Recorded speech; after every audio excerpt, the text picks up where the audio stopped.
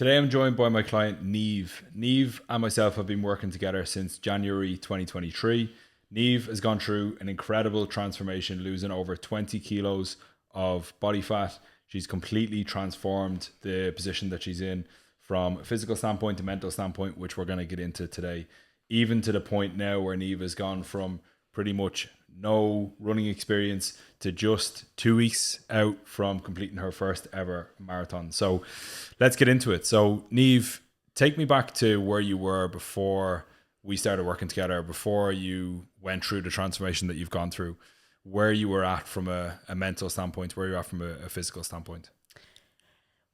I've never been the type of person that was fitness or like I never was into sports growing up, or I was never into kind of looking after myself, I'd say. So the gym for me was always a very daunting place because I had no experience in doing it. But I had always tried my hand at diets, like your Slimming World or your Weight Watchers, or just trying to track my own calories and all them kind of things.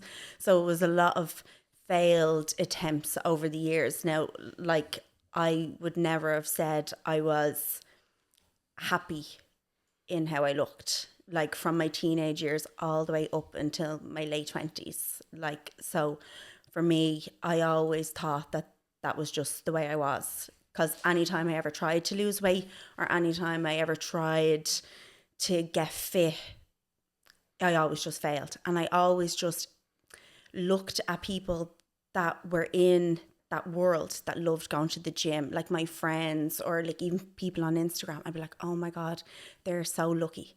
Like that, I always just thought it was a genetic thing, that I just wasn't, it wasn't for me. Like, so I, when I first went looking into online coaching, it wasn't really for a weight loss because I'd kind of just parked that, being like, no, well, I can't achieve it. So it was more so for an outlet. Like, I was like, I want to be able to come home from work and have a place to go, something to do. I really had nothing going for me in 2022. I was in a really bad place mentally. And I kind of felt like my life was either drinking at the weekends or going to work, going home, sitting in front of the telly, binge eating, and doing that all over again. Like, there was nothing interesting about me. I was like, I've nothing going on apart from work. So I think when I contacted you, like, I don't know, like how we found each other was kind of a bit of a mad story, to be honest. Like, wasn't it up on that? Like, I put something out online and then you found me. Yeah. Yeah. I think I'm the only client that found you that way. Yeah. And we had that initial phone call. I still was like, okay, I just need someone to teach me how to go to the gym. I need someone how to teach me how to like use the machines or tell me what to do or where to start and all that kind of stuff, because that was initially the goal, was to just get myself in to be able to do it. Um so yeah, that was the beginning of it all. Yeah. Okay. And what Yeah. was the impact that feeling the way you were feeling? Like, what sort of impact was that having on your life overall? It must have been pretty tough to feel like you were just destined to be kind of in that position, and that you weren't able to change. Like you said, you felt it was almost a genetic thing, that you weren't going to have the Yeah. results that you were after. Like, what sort of impact was that having on you mentally at that stage? Oh, like I felt like I didn't deserve it. Like, that you nearly feel like, I don't want to use the word worthless, but you do kind of feel like, oh no, like that's not for me. I'm not meant to do this. I'm not meant to do good things, or I'm not allowed to look like that, or I'll never wear them clothes. All them, like, and it does wear you down. Like, you're in a state of anxiety all of the time. Like, even doing little things in your life, you just feel like on the ground, if that makes sense. Like that, I'm not worthy of this. I'm not worthy to be happy. I'm not worthy to succeed. Like, I, like I said, like I didn't have anything going for me. And I was in a place where I felt that I never would have anything going for me. And I just thought I would have stayed in that life forever. Like, it was alcohol was a big thing for me, and I don't know if you want to talk about that or not, but I felt like I needed it to cope with what I was feeling. Like that was like my escape. And I thought if I got myself into the gym, I'd give myself a reason to stay off it. Yeah. If that Yeah. makes sense. Yeah, it does. And it's almost mad to hear you talk about that. And we'll get into this as we kind of get further into the conversation. But it's almost mad to hear you talk about that, because it seems like literally the opposite of the way you live your life now. Like your Yeah. life is so much more optimized towards feeling good on a Oh, daily and yeah. a weekly basis, rather Yeah. than what it would have been in the past, where you're using alcohol to kind of Yeah. maybe numb how you're feeling, you know. And I think that's a really common place that a lot of people start, is maybe not being 100% happy in themselves, not feeling like they're in a place where they're confident, or Yeah. and using alcohol as that sort of crutch on the weekends to be able to kind of forget and feel like they're having a good time in the moment. And then when that alcohol wears off the next day, you're just left with those negative thoughts again, Yeah. right? And it wasn't even just the next day. It would spill into Tuesday. It would spill into Wednesday. The fear, the anxiety, the hate in yourself, feeling worthless. And then the cycle would start all over again the following weekend. Like, and I don't think people in my life knew how bad it was until I stopped. And I don't think I realized myself until I kind of was like, no, I need to make a change here, and I need to live my life in a different way. That it was kind of like, oh my God, like I can't believe I've been actually doing this to myself for so long.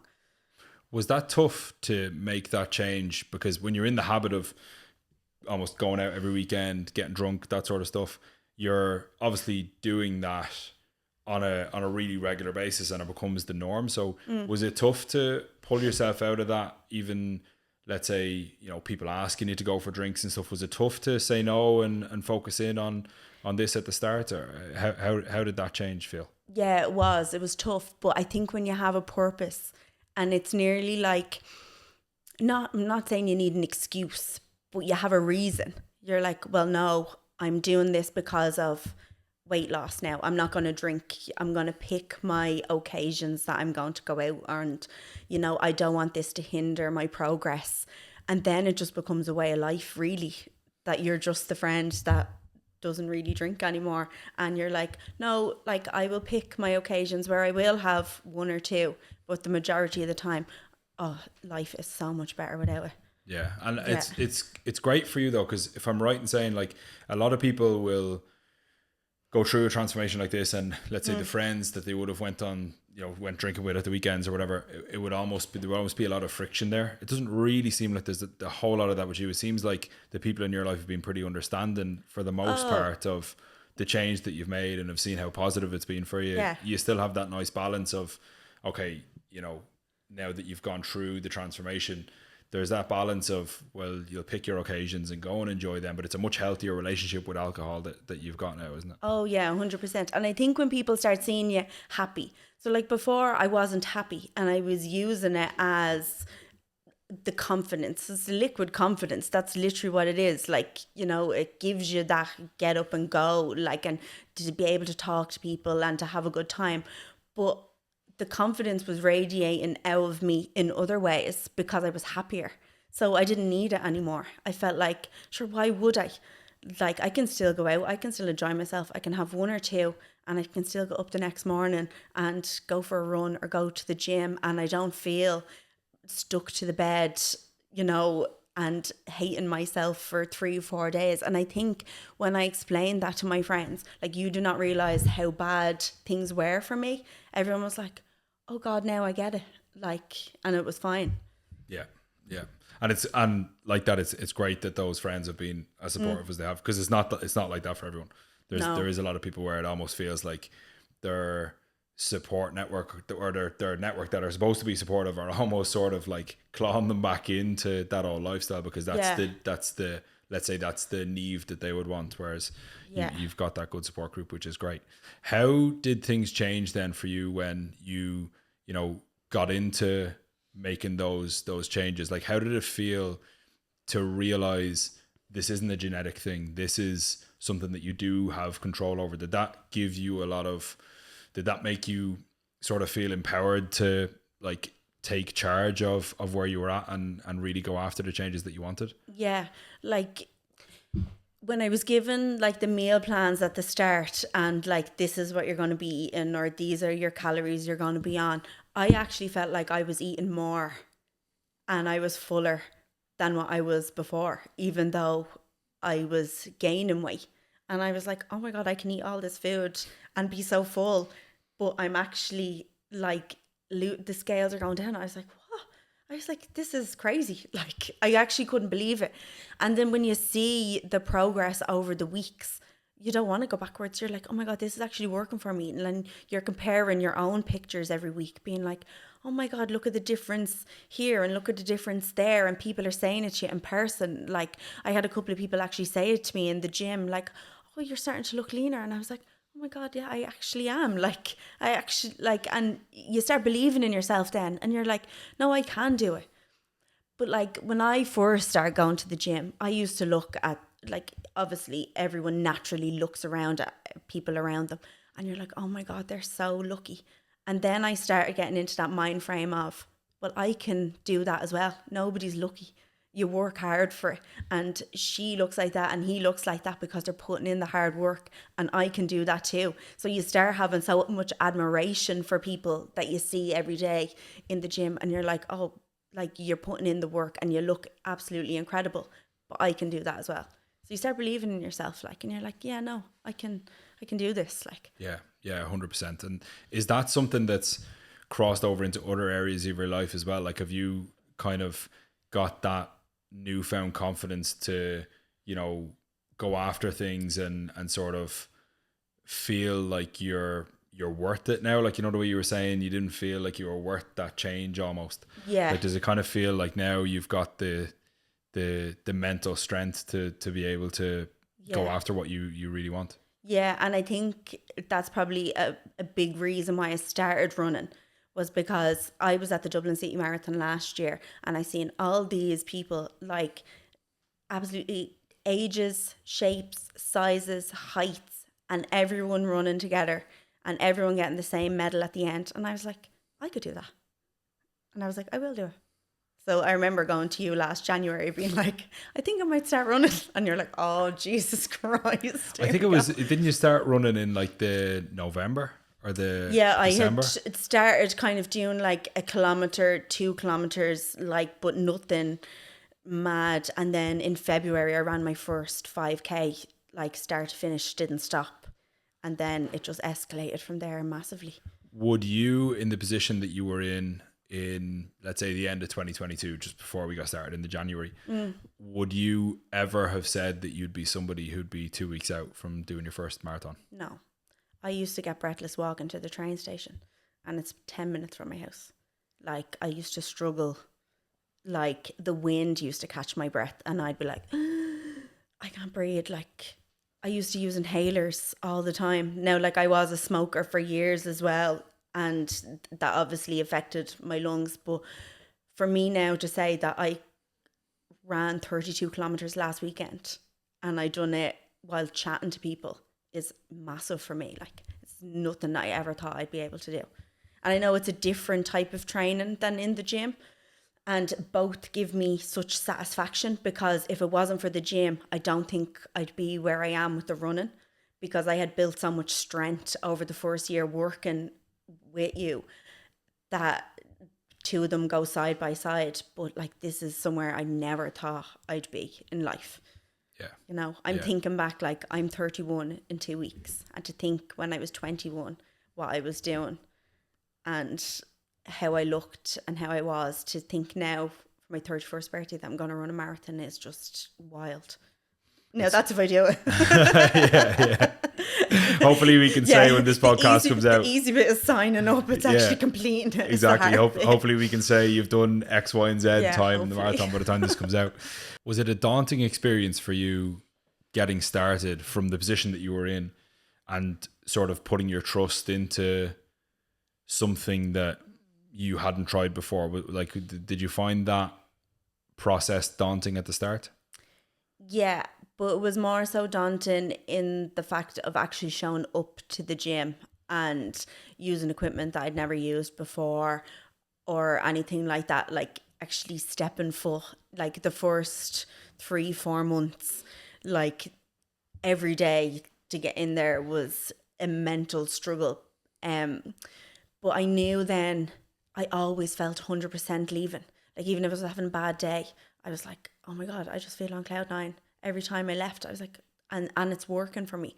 But I think being accountable with coaching, it kept me going.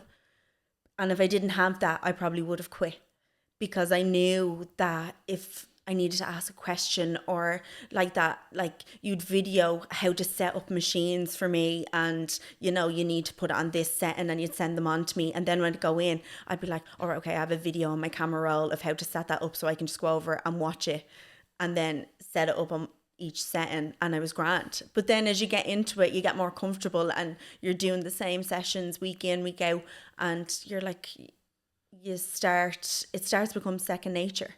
But yeah, like riddled with anxiety the first few times I stepped foot into a gym. It was hard, like really hard. Yeah. But then it becomes so easy, and it just becomes like second nature. I remember the levels of anxiety of you know, am I going to be able to do this, all that sort of stuff. And now it's funny because now it's something that you look forward to, and you know, it's like you plan things around that. I remember having a conversation with you and you were like, no, like the gym goes into my diary first, or if someone wants to do something with me, they're like, yeah, I'll get back to you because I need to know when I'm training this week. And then, and you know, I think that people often look at transformations like yours and kind of assume that it just happens. That person just found the thing that was going to work for them or whatever. And yeah, there's an extent of that being true, or that's true to an extent, but it comes from you prioritizing that as well. Like you put yourself before pretty much everything. And I think that's probably one of the biggest reasons why you were successful with it, right? Yeah, and it wasn't just prioritizing the gym sessions. It was prioritizing like getting your steps in. It was prioritizing going and doing a food shop at the weekend and making sure you had food, planning out what meals you were going to eat, what you're going to eat for lunch and dinner for the week. All of that had to become a priority. But when you start loving the process, and I think maybe because I am a bit of an all or nothing type of person, that I kind of was like, took it as like, I had to do this every weekend, and it became part of my routine. It just becomes so easy then. But you do have to be organized and plan your week in advance, because you're just going to fail on a Monday if you don't. Now you can always start again Tuesday. And there has been weeks where couldn't get to the shops on a Sunday and done my shopping on a Monday, but you don't throw in the towel altogether and let it drag all the way to Friday, and give in. But I think when you start seeing the results is when you're like, no, this is working. I have to stick with this. Like, I'm not going to give up. You don't want to give up, because you're like, I'm happier, I'm healthier. Like, I'm seeing these changes in myself. Like, I've gone through 3 or 4 pairs of jeans. Like, it becomes expensive. It really does. Yeah, really and does. there has been times where I was like, oh, can we have a diet break, because like I can't afford any more new clothes for a while. Like, that's because there was about 12 holidays that you had in the last 2 years as well. Yeah. But that was another thing. Like, it wasn't a straight line of like, right, we're just in a diet for 18 months. It was like, right, we're going to diet for this period of time. We're going to have a diet break around this time when you go and travel or whatever. And I think, you know, setting out those things in advance means that you just have them planned, and then you're like, right, you know what the phase is. You're understanding, okay, we are pushing for fat loss here, or we're not, or whatever, you know. And that's a big thing, because it manages expectations along the way, that it's not, you know, could we have lost the weight a little bit quicker? But would you have had as good a couple of years as you've had from a social standpoint? Probably not. So it was probably worth it, right? Yeah. And I think if you told me back in January 2023, this is going to take 18 months, I would have been like, oh no, thanks, I'll see you later. Like, I'm not doing it, because everyone wants results so quickly. But when you get into it and you're dieting for a period of time, and then you're having that break is like such a reset for you. and you actually can't wait to get back into your routine.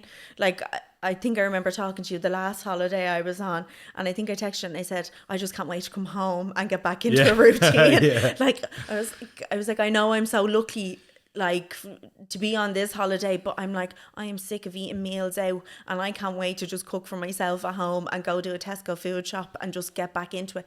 Because you do start feeling it in yourself, being like, oh God, I'm feeling a bit bloated, or I'm feeling this, or I'm feeling that. But like, a lot has to be said for being in a routine, and you know, your normal habits. Like, it's all well and good having a great time and all, but then I like to be structured as well. Yeah. And having that reset is nice, and then you're coming back fresh, and you're like, no, I'm getting into the next phase of whatever you're telling me that we're doing. Yeah.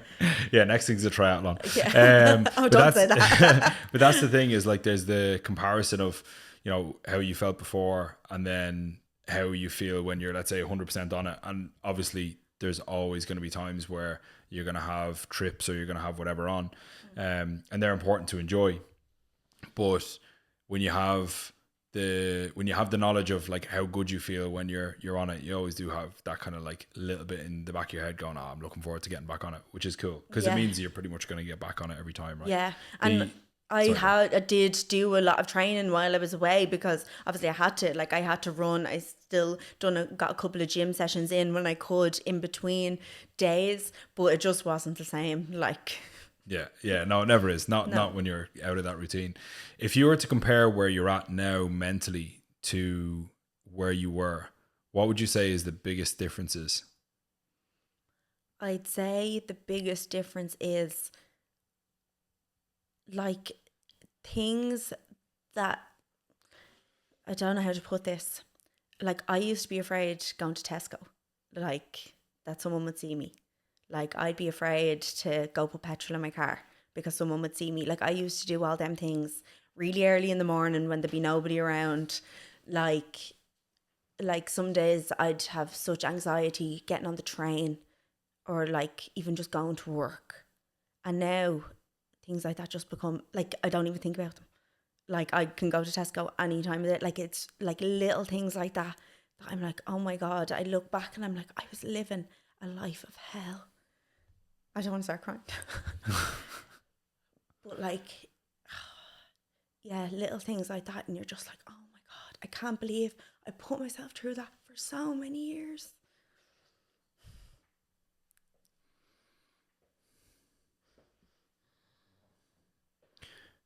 With such a lifestyle change, Yeah. how did your friends and family react? Oh, like, positive, 100%. Like, I never, like, there was always little things like, oh, don't get too thin, or that everyone has their opinions, or, you know, you'd be with family and it'd be like, oh, go on, have a biscuit. And you'd be like, I don't want the biscuit. Like, go on, have it. And you're like, I don't want the biscuit. Like, I'd rather eat something else later on. But no, with majority positive. I think when you start looking happier, it's so easy for people. Like, when you're in this at the start of it and you're still looking the same, people are kind of like, what are you doing? Why are you going to the gym so much? Like, geez, you're being real hard on yourself, blah, blah, blah. But then as you get into it and they see the changes, and it's nearly like you radiate a whole different personality, that everyone's like, oh, now I get it. Like, I know why you're doing it. Like, my mother is my biggest cheerleader, like, when it comes to, like, and you've met my ma when she came to my shoot. Like, oh my God, like, that woman is my biggest fan. I'm like so grateful. Yeah, which is huge, because it's funny, the mothers are usually the ones who are kind of telling you to be a bit kinder to yourself, or and they're, especially Irish mothers, their version of being kind to yourself is have the biscuit or have the whatever. Oh, but yeah. I remember having that conversation with you, because it's always something that I'm very aware of, especially with females, and it does happen with males, but especially with females. It's like, you're gonna come across this. I think we had that conversation before it happened, didn't we? I was like, yeah, you're gonna potentially come across this, and then it was actually the opposite for you, where it was like, yeah, keep going. You know, I can see the positive benefits of this, which is huge, because when you don't have to deal with that, it really helps to not have to deal with that from someone that close to you as well, right? Yeah, like, I hope I'm not oversharing, but like, my ma had said to me one day, and it was like after I'd lost a significant amount of weight. And she was like, this is the person you were meant to be for your whole life. She was like, I don't know what happened in between. She was like, this is what you were like as a child. And she was like, them years between your teenage years and your mid to late 20s, she was like, I don't know what happened. But she was like, now you are who you were meant to be. And she was like, it's mad. Like, and I was like, yeah. I was like, I know. But I actually think I just found something that I was good at.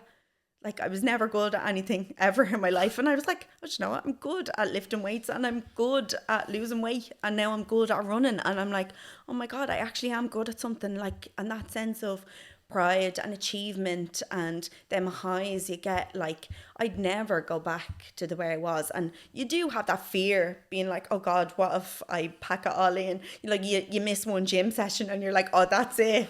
Get me to the drive-through. I'm not doing this anymore. Bring Kev and tell him I quit. Yeah. But you're like, no, like it's literally a whole lifestyle change, and you couldn't imagine yourself going back to who you were before because it was a life of hell, really. There's a common trend that you've had throughout your journey, and it's been putting yourself in a place of discomfort and then realizing that the thing that you did that was making you uncomfortable was something that grew you. Like, okay, took the initial step to lose weight, did that, nailed it, booked a photo shoot, which you 2 years ago would probably piss yourself laughing if you had a thought of the fact of doing a photo shoot. Yeah. Did that, ended up with incredible photos that you'll have forever. Yeah. And now obviously doing the marathon.